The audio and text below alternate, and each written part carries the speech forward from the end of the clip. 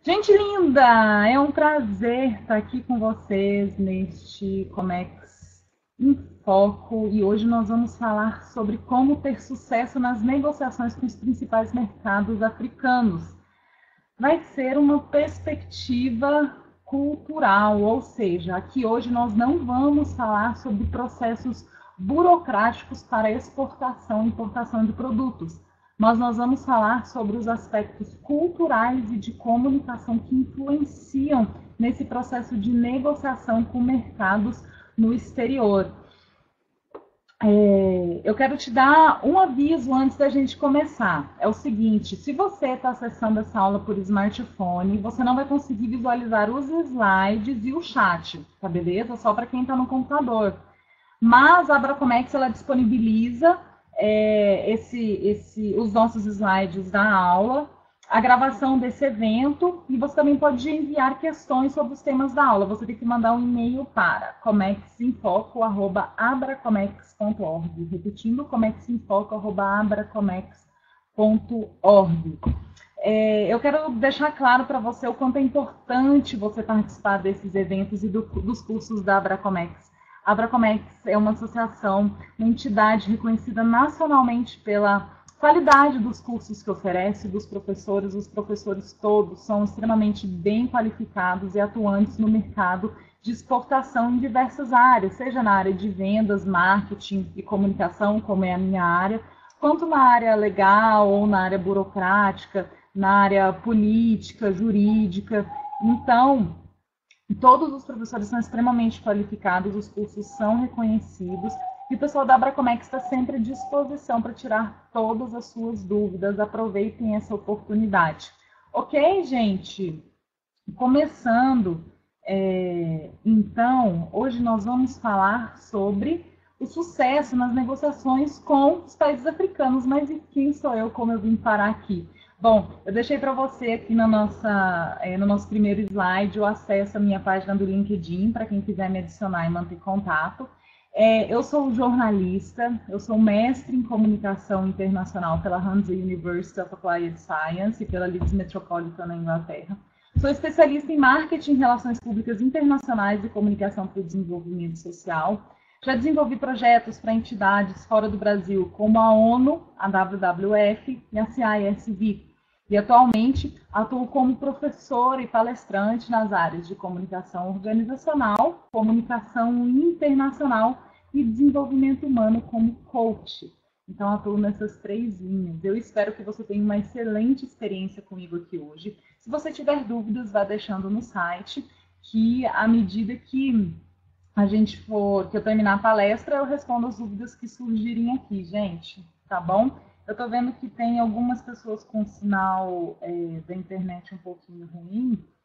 A Laura tá falando aqui que é só atualizar a página, gente. Então vamos lá, eu vou devagarinho e tamo junto. Lembrando então que se você tá no smartphone, você não vai ver o chat nem os slides, mas é só mandar um e-mail para comexinfoco@abracomex.org que o material será disponibilizado para você. Beleza, gente? Vamos começar então, que o nosso tempo ruge, como diria Giovanna Improta naquela novela, né? A Sapucaí é muito grande, a gente tem aí uma horinha para falar sobre esse assunto que é extremamente interessante e atual. Olha só, o que a gente vai falar hoje? Eu vou começar fazendo uma rápida definição sobre o que é cultura, para você entender um pouquinho mais sobre os aspectos que envolvem essa concepção do que é cultura e como a cultura acaba influenciando nos processos de negociação. Vamos falar também um panorama geral sobre os processos de negociação entre o Brasil e países africanos, considerando a cultura organizacional de empresas e de empresas desses dois países, desses dois locais. E vamos falar sobre as três grandes regiões africanas: o norte da África, o centro da África e o sul da África. Por quê? São regiões que têm aspectos socioculturais extremamente distintos pela origem de sua colonização, principalmente. E aí, essa história cultural acaba influenciando fortemente em na tradição de negócios e na maneira com que os negócios devem ser conduzidos. Então, esses são os nossos tópicos de hoje. Beleza, gente? Começando aqui falando sobre cultura, nossa primeira fase, então. Olha só, cultura vem do latim colere, que quer dizer o quê? Cuidar, habitar. Então, cultura nada mais é do que um espaço psicológico que você habita e que traz dentro desse espaço psicológico uma série de valores, uma série de símbolos, uma série de costumes, tradições, religiões, que fazem com que você seja percebido como parte integrante de um grupo. Eu adoro essa definição do Hofstede, que eu deixei para vocês aqui, a primeira que está nessa tabela. Ele fala o seguinte: é a programação coletiva da mente que distingue os membros de um grupo ou categoria de pessoas face a outro. Ou seja, são justamente padrões de comportamento, de pensamentos, de crenças e de valores que nós temos em semelhança com em relação à sociedade, à comunidade que nós fazemos parte. E esses pensamentos em comum, esses valores em comum, essas crenças em comum dessas comunidades são diferentes de outras comunidades.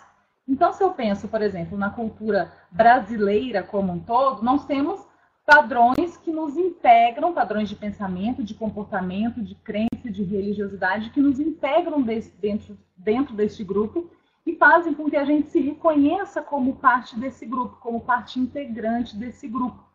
Se eu comparar com outro país, esses mesmos padrões são diferentes ou têm alguma semelhança. A questão é que esses padrões fazem com que as pessoas se reconheçam como parte integrantes ou não de um grupo. E aí, se eu pego a cultura brasileira, se eu for afunilando a cultura brasileira a partir de, por exemplo, segmentações geográficas, eu chego à conclusão de que, apesar de nós sermos parte integrante da mesma cultura brasileira, nós temos percepções, comportamentos e crenças distintos a partir de cada região do país. E por que não a partir de cada cidade? E também a partir de cada família, de cada núcleo familiar, de cada indivíduo. Então, a gente pode definir a cultura desde a partir de uma perspectiva individual, enquanto indivíduo, enquanto ser humano, até mesmo como cultura mundial, como integrante de uma grande espécie humana que tem os seus valores morais, os seus valores éticos, que fazem com que a gente conviva em sociedade como um todo. E aí, gente, uma outra noção que é extremamente importante que você entenda é a noção de camadas culturais. O que a camada cultural diz? Que a cultura é um conjunto de práticas sociais e individuais, e como eu te falei, que elas estão de acordo com o grupo ao qual nós pertencemos. Então, por exemplo, você pode ver nessa figura que, olha só, ela está em inglês, mas nós temos... Eu quero que você imagine como se a cultura fosse uma cebola. E cada camada dessa cebola, quando a gente vai descascando essa cebola, corresponde a um fator integrante daquilo que é a cebola. E a cebola é a cultura. Então, por exemplo, na camada mais externa, nós temos os símbolos, ou seja, tudo aquilo que nós olhamos e que nós reconhecemos como parte da nossa cultura. Símbolos de comportamento, símbolos visuais, simbologia psicológica, tudo isso está embutido nessa primeira camada cultural. Um pouquinho mais abaixo nós temos os heróis nacionais. E a figura do herói nacional ela é extremamente importante porque psicologicamente, inconscientemente, ela direciona o modo com que aquela cultura nacional se comporta, aquilo que ela acredita e os valores que ela preconiza. Então, por exemplo, culturas do norte europeu têm símbolos de heróis nacionais normalmente muito voltados a heróis de guerra. E o que isso significa até hoje? Que normalmente são culturas nas quais as pessoas se comportam de maneira muito proativa, de maneira muito viril, com uma comunicação às vezes um pouco mais agressiva e mais fria. Por quê? Essa simbologia psicológica dos heróis nacionais influencia na maneira com que nós nos sentimos, naquilo que nós acreditamos e como nós nos comportamos. Nos comportamos nos diferentes ambientes, desde o nosso ambiente pessoal até o nosso ambiente profissional. E aí nós passamos por rituais ali, ó, quase chegando no cerne da cebola. Quando eu falo em rituais, eu falo justamente de todas as práticas, por exemplo, práticas religiosas, práticas comportamentais, práticas que simbolizam a transição de uma fase da vida para outra, como o batismo, como o casamento, como os rituais funerários, e que fazem parte de uma cultura. O ritual funerário do México é completamente diferente do ritual funerário da cultura brasileira. Isso influencia a maneira com que as pessoas percebem a morte e como elas reagem a partir disso. E por último, nós temos os valores. O que são valores? Enquanto ser humano, você tem os seus valores, ou ao menos deveria saber quais são. Os valores são a fundação da sua casa, ou seja, é tudo aquilo que consciente e inconscientemente guia o seu comportamento. Por exemplo, o valor de família, de coragem, de segurança, de saúde, de determinação, são alguns exemplos de valores que normalmente nós temos. E aí, enquanto povo, enquanto comunidade, enquanto país, nós temos valores que são valores comuns a essa sociedade que nós fazemos parte. E esses valores comuns, então, guiam os nossos comportamentos. E aí, todas essas camadas da cebola são perpassadas por aquilo que nós chamamos de práticas, que é esse, você até vê nessa gravura, que é esse risquinho branco que perpassa a cebola como um todo. Ou seja, eu me comporto, eu pratico, eu vivo a questão simbológica, os meus heróis nacionais, os rituais, os meus valores, todos a partir da perspectiva de como eu me comporto. E é por isso que a cultura nacional ela é tão importante no processo de negociação, conhecer a cultura nacional, a cultura na qual você está envolvido e com a qual você quer negociar. Por quê? Se a cultura é o conjunto de crenças que influencia o comportamento em todas as áreas da nossa vida, eu preciso que você compreenda, então, que a maneira com que eu ajo em todas as áreas da minha vida está diretamente ligada naquilo que eu acredito. E aquilo que eu acredito é a minha cultura. E aí, continuando, o professor Hofstede, então, lá em 1973, ele definiu 4 dimensões para serem consideradas quando a gente vai analisar culturas nacionais.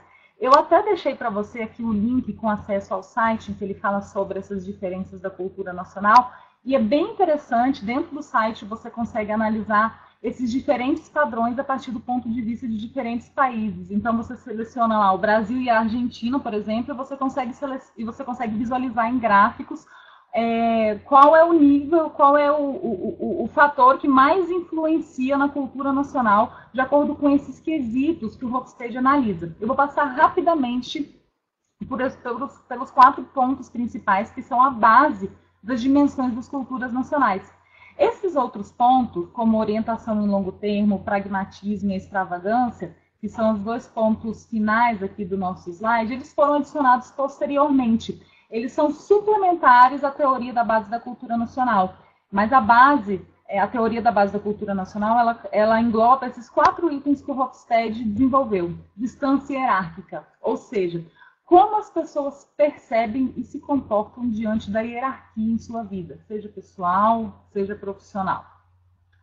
Individualismo e coletivismo. O quanto as pessoas olham para si mesmos, apenas para si mesmos, ou também para os outros, sejam os outros sua família, sua comunidade, sua cidade ou seu país, no momento de tomar as suas decisões pessoais e profissionais.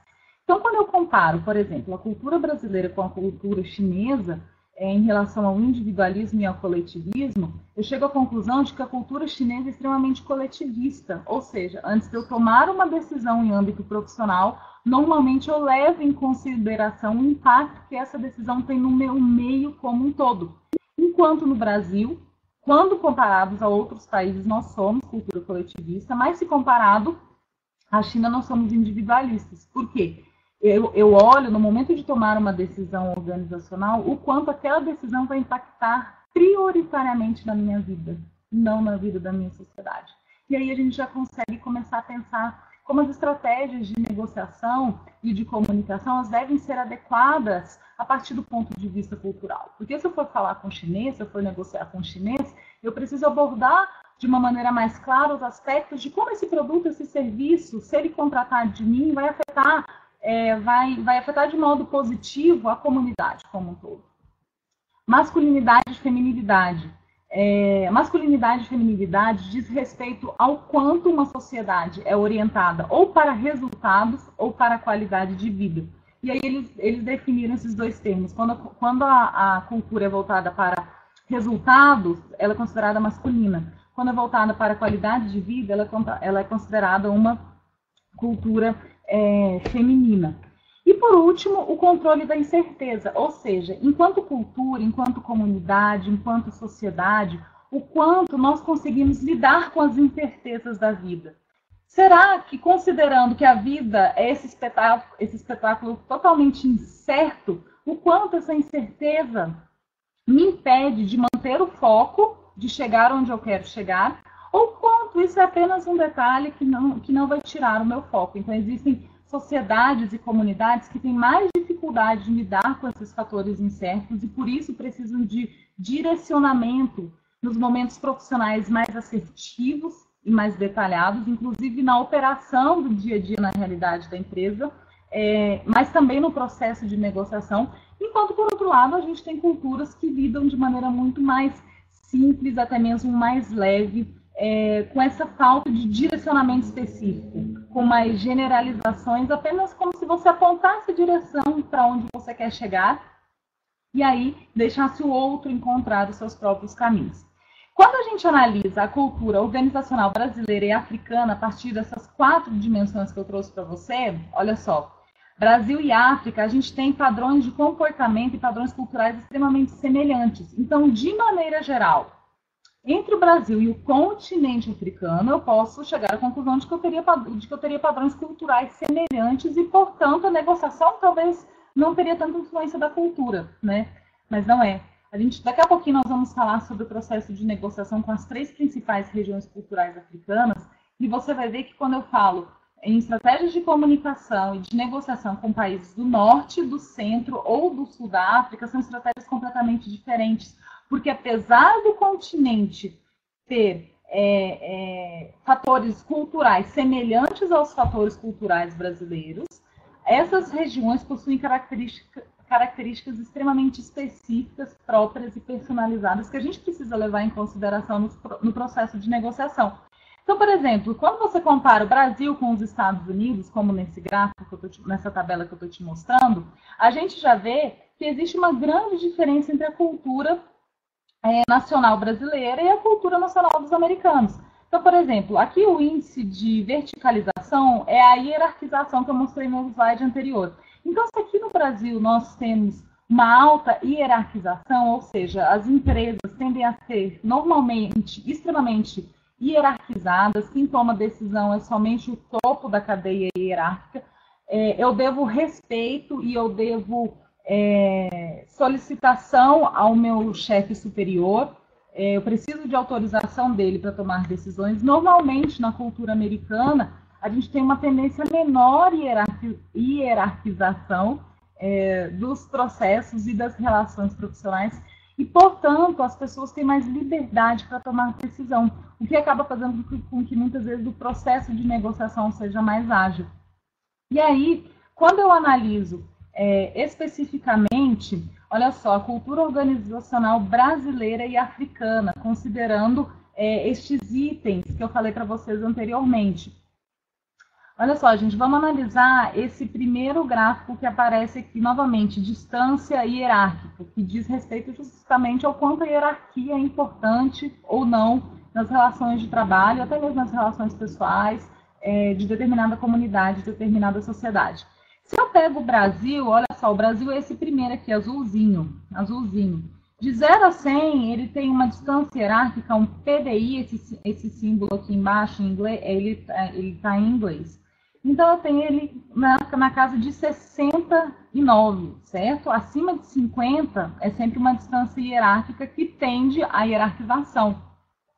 Quando eu pego, então, aqui o segundo, África do Sul, já é bem menor, 49, mas ainda tende um pouco à hierarquização. O que significa? Que provavelmente, quando eu negociar Brasil e África do Sul, eu vou notar uma diferença entre a agilidade nos processos de negociação. Porque aqui, enquanto tende a ser mais burocrático pela hierarquização das empresas e dos processos, na África do Sul tenderia a ser um pouco menos hierarquizado, com mais liberdade na tomada de decisão e, portanto, mais agilidade no processo.